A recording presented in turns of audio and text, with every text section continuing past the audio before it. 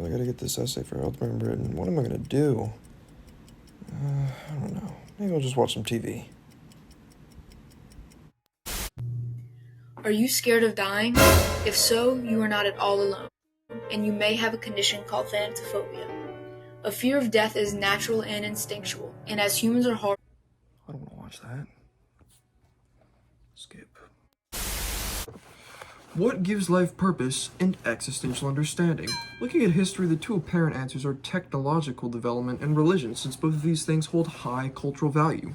But when you mix in the human element, what do you get? Oftentimes, absurdity is very prominent in the life of a human being. What is my purpose? How do I hold value? Why should I have a purpose?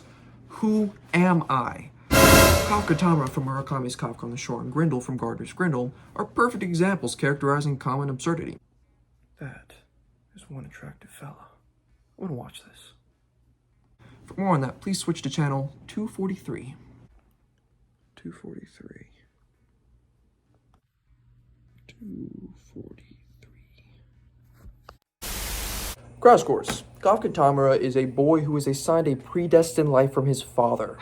In technical terms, his absurdity could be defined as not understanding one's purpose and the attempt to find a purpose through connecting the modes of introspective rumination and observable truth, ultimately leading to a character that just overthinks things a little too much and is quite absurd. On the other hand, Grendel is a big furry animal who had an awful childhood with a mother who was not equipped to take care of him and an absentee father. In Grendel's younger days, he looked for every reason to live and enjoyed all facets of life, but as he had more and more awful experiences with terrible humans, he just stopped seeing the point in thinking abstractly. He only looked to the observable truths that he created in the naivety of his revenge. In technical terms, Grendel can be defined as one who has an inability to find a purpose or destiny because he only sticks to observable truths and logical biases. These two absurdities, while seemingly representing a niche in the world of fiction, become all too real when the elements of absurdity are taken out. Many have similar experiences in the road to discovering themselves, but faceplant in the dirt of reality. But how do you bounce back after falling face first into the hindrances of life? Purpose, existential understanding? What brings these things together in any given person's existence? Religion and technology in their own right are quite absurd, so how the heck can their purpose be rationalized? For more on this, please go to channel 342. I think I'm going to write my essay for Hildebrandt about this. It's good stuff. 342. In approaching religion, there are an insane number of possibilities of how you can approach the search for purpose and existential understanding, but it can really be broken down into two very simple components: spirituality through logic and congregated religion through stupidity. St. Aquinas uses logic and empiricism to state that because there was at some point nothing and now there is something, God must be the catalyzing factor from nothing to something, and because God had intent in creation, there is meaning behind it, yielding purpose. More on Kafka, Tamara, and Grendel right about... Pause. Let me get my computer. I need to take notes on this. Computer. Got the Chrome. Okay.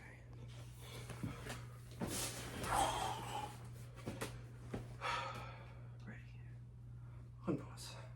Now, in Kafka's case, he gave too much merit to fate instead of viewing himself as the god that can catalyze lack of purpose to having purpose. Fate in Kafka's case was not innately absurd, but his lack of understanding that he did have control of whether or not he had purpose was quite absurd. In Grendel's case, he did experience a lot of hardship, which was influenced by his empirical observation, fueled by grudges that he had from bad experiences, causing a lot of closed-mindedness.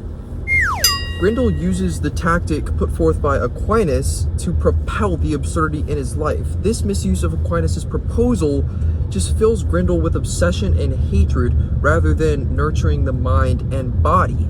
Grendel's bad experience do not prove as an excuse to neglect seeking a true purpose that nurtures the mind and body. Everybody has bad experiences, but that does not excuse holding an infinite and eternal grudge. Redundant, but you get what I mean. That's like saying if I were to get spat on and punched by 4 homeless people, that does not mean that all homeless people are bad. and that does not justify me hating and despising every single homeless person on the face of the earth. For more on the congregated religion hullabaloo, I don't know.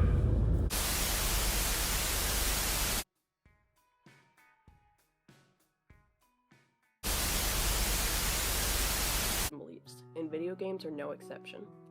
One often neglected area in video games is politics, particularly with leftist ideologies such as communism.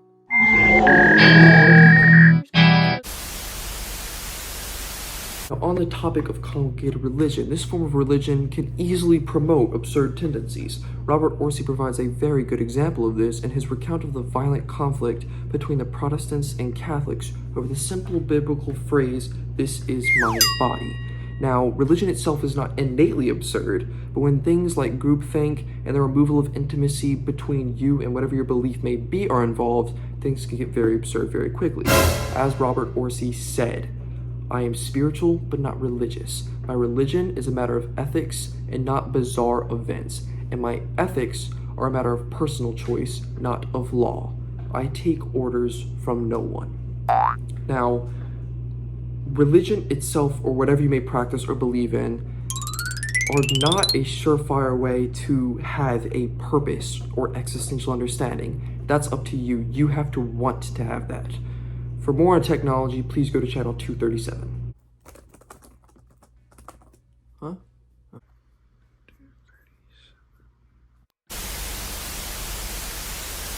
Okay, that's good. Oh, hey. You must be here for the technology talk. Let's talk about technology, baby. So, when it comes to technology, it is actually quite similar to religion and the possible views that can be taken to have purpose. Now, purpose through technology can be found through assessing the quality of interactions that you or I have with it, as well as assessing the evolutionary path that it has taken and will take in the future. Now, Raymond Kurzweil provides a very, very, very, very important source in his whole definition of the singularity involving the evolution of technology. Now, when it comes to his whole definition of the singularity, it can be defined as the rapid growth of technology that is so quick it causes a rift in human existence. Now, when it comes to the evolution of technology, one can either take an absurdist or purposeful approach. Similarly to religion, it just boils down to how you view your place in the world and how you find technology to affect you. Now, from the purposeful view, technology can be seen as facilitating growth and provide an immense sense of purpose because the human race has a guaranteed place in evolution and knows that there is an evolution to get to. Now, in an absurdist view, technology can be seen as outside of what humans can understand, which can predicate a lack of purpose because as we are now, it is beyond our comprehension, and things outside of our comprehension can breed a negative outlook on life. It is no different than how a younger generation may embrace the existence of complex technology, while older generations may reject it because they think it's different from how they were raised. No one said the older generation had to reject the change and lose purpose. That was their choice. Now, in the context of Kafka Tamara's pursuit of a purposeful fate, he develops an understanding of how to find purpose through the microcosmic paradigm shifts, very similar to the whole thing with the singularity, that occur synchronistically in his life. Now, for more on the interactions that you and I have and the quality of these interactions with technology, please just wait one moment for an infomercial and we'll be right back. Do you need to write an essay for Miss Hildebrand and have it turned in on time? Look no further, because this program will provide you with everything you need. Information, topics, that's about it. All you need to do is write it. Don't be lazy. Write your essay. Yes!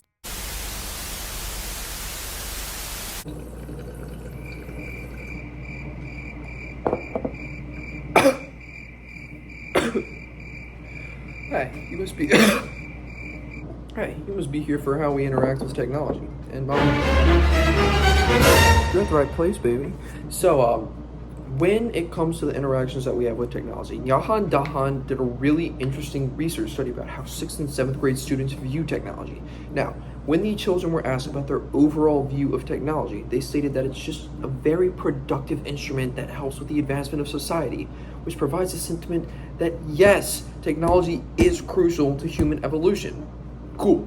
When they were asked about the positive aspects, they said that it just facilitates all of their day-to-day needs. It's things like communication, right? And this sort of facilitating communication provides a subtle purpose that technology can be used to prevent isolative tendencies. Very, very cool. Now, when asked about the harmful effects, they said that it can cause things like wasting time, addiction, and cyber threats, proposing that absurdity exists in technology but only when it is abused. If technology were to just be substituted with the word belief, Grindel is seen to use it absurdly because of how he uses empirical biases towards humans to develop a false sense of purpose. This is oddly very similar to someone who is trying to escape the rigor of life through consumption of media or addiction that is facilitated through technology. Just like anything else, if something good is used to promote something bad, it is going to yield negative results. But when used positively, technology can provide you with purpose to allowing you to pursue all of your established beliefs. If used negatively, however, technology can be used to debilitate your ability to pursue purpose and existential understanding. Now, I know we've had a great journey with this whole scavenger hunt TV hullabaloo, but in conclusion, you're gonna have to go to channel 420. See you later, baby. Crap. It's already nighttime? What did he say? Channel 420?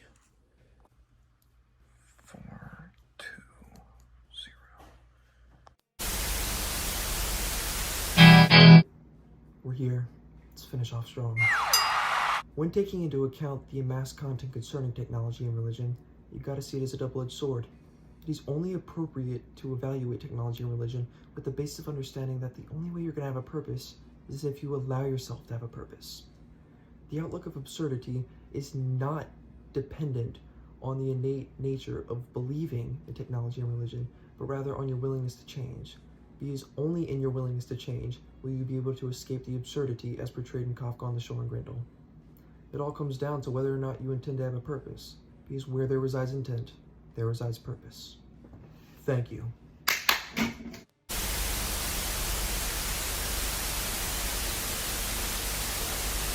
Wait. It's a good title.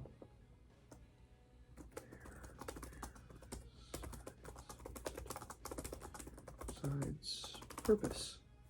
Huh. I'm done. Finished my essay. Man, that's good stuff.